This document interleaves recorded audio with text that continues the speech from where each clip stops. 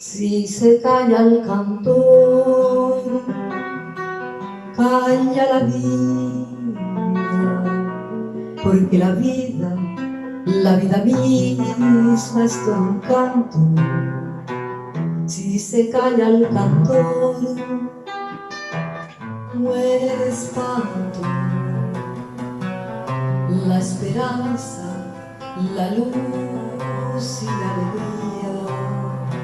Si se calla el cantor, se quedan solos los humildes gorriones de los diarios, los obreros del puerto se persignan. ¿Quién habrá de luchar por sus salarios? ¿Qué ha de ser de la vida si el que canta no levanta su voz en las tribunas por el que sufre, por el que no hay ninguna razón que lo condene a andar sin manta? Si se calla el cantor,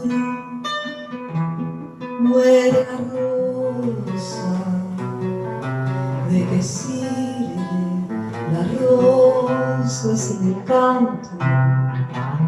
Debe ser el canto sin luz sobre los campos, iluminando siempre a los de abajo.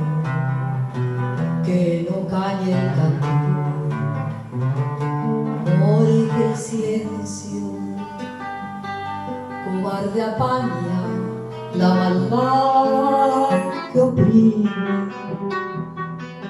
No saben los cantores de agachadas, no callarán jamás de frente al crimen. Que se levanten todas las banderas cuando el cantor se plante con su grito, que 1000 guitarras desangren en la noche una inmortal canción al infinito. Si se calla el cantor,